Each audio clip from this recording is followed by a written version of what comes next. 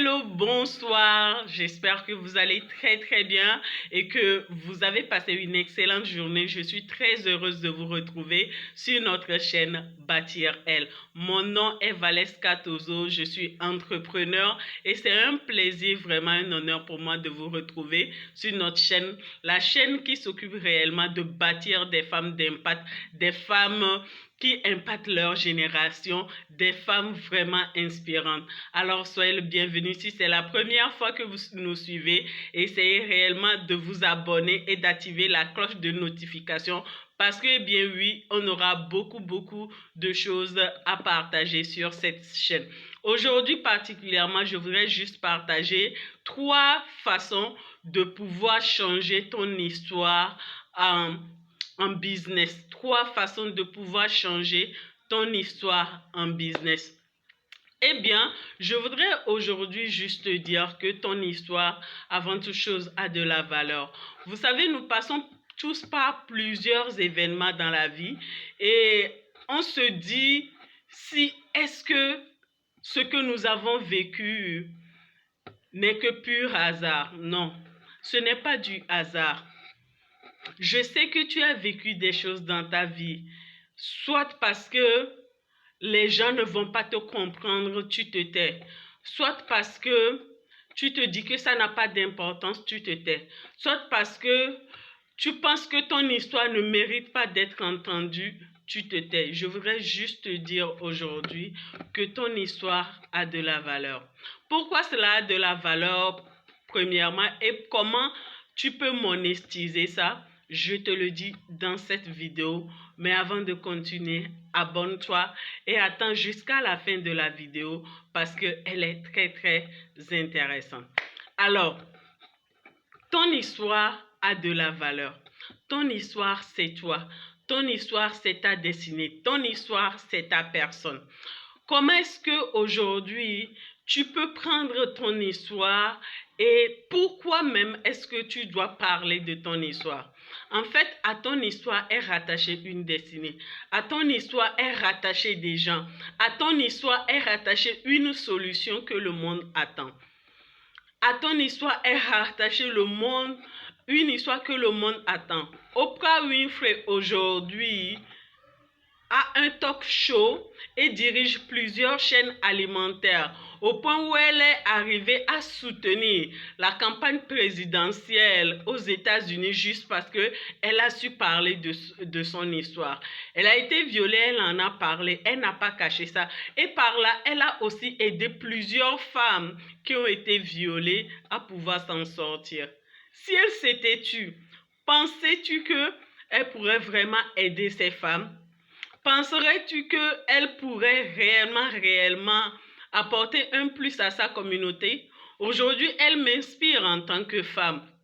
Aujourd'hui, elle inspire d'autres femmes qui dans le monde se sont levées juste parce qu'elle a eu le pouvoir ou elle a eu l'audace de pouvoir se lever pour parler de son histoire. C'est pourquoi je viens aussi te dire que ton histoire, tu dois pouvoir la raconter. Le fait de pouvoir raconter son histoire, c'est ça qui va amener des gens vers toi. C'est ça qui va amener des gens à s'identifier à ce que tu as vécu ou ce que tu es en train de vivre. Encore faut-il vraiment déterminer et mettre le point sur ce que tu es en train de vivre réellement. Ce que tu es en train de vivre réellement.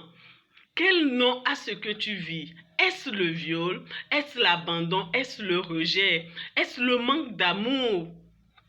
Tu dois pouvoir mettre le point sur cela. Donc, identifier son problème, identifier son histoire va te donner d'abord le pouvoir de pouvoir maîtriser le sujet sur lequel tu veux parler. C'est très important. La deuxième chose qui va t'aider à pouvoir monétiser ça, c'est qu'il faut savoir la raconter. Vous savez, en réalité, les gens n'ont pas besoin que tu racontes toute ta vie. Les gens n'ont pas besoin que tu viennes étaler toute ta vie depuis que tu es né jusqu'à la fin. Non. qu'en tant qu'entrepreneur, en tant que femme inspirante, en tant que femme qui veut impacter sa génération, c'est la solution que tu veux proposer au monde qui va te faire vraiment raconter ton histoire. Donc, par conséquent, dans ton storytelling, comme on le dit, c'est ce que tu veux que le monde retienne de toi. C'est ce que tu veux que les gens retiennent de toi que tu vas raconter. C'est ce que tu veux proposer aux gens dans ce que tu as vécu que tu vas raconter. Une femme, par exemple, qui a été violée, comme Oprah Winfrey, voulait faire comprendre aux gens que même malgré le viol, elle pouvait s'en sortir. Même malgré le viol, elle pouvait se débattre. Si par exemple tu as connu le divorce, si par exemple tu as connu l'abandon, par exemple tu as commis le rejet, dans cela, qu'est-ce que tu as appris? Qu'est-ce que tu as retenu? Qu'est-ce qui s'est passé? Comment est-ce que, excusez-moi, comment est-ce que tu t'es relevé de ça? La leçon à apprendre, ou bien qu'est-ce qui a amené à cela? La leçon qui a été sortie de cela, c'est ça que tu présentes au monde. C'est cette leçon-là que tu présentes au monde dans ton storytelling.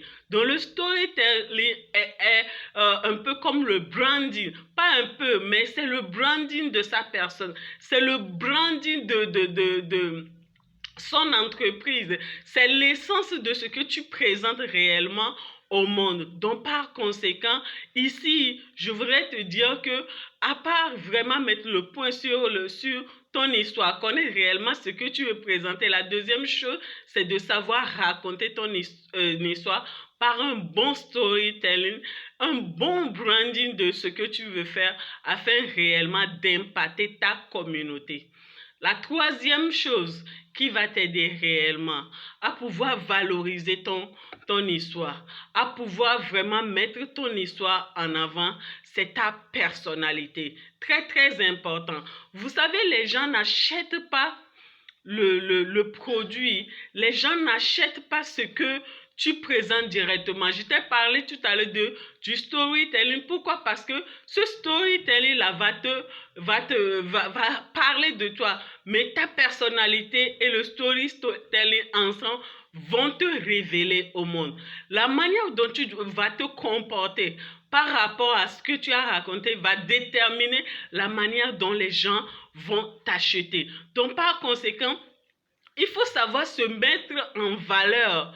Il faut savoir adopter le branding physique, le charisme qu'il faut qui accompagne ce que tu es en train de vouloir présenter au monde. Aujourd'hui, tu ne peux pas vouloir, en tant que femme entrepreneur, en tant qu'une femme qui veut se lancer dans un domaine, tu veux raconter une histoire qui inspire, mais tu ne mets pas, par exemple, le standing physique qu'il faut, qui accompagne ça, la démarche qu'il faut, le charisme qu'il faut. Une femme leader, une femme inspirante, c'est cette femme-là qui a la bonne attitude et qui sait toujours la garder. C'est cette femme-là qui, par sa démarche, par sa manière de parler, par sa manière de faire, par sa manière de raconter son histoire, arrive à impacter et captiver les gens. Voilà un peu ce que je voudrais te partager ce soir.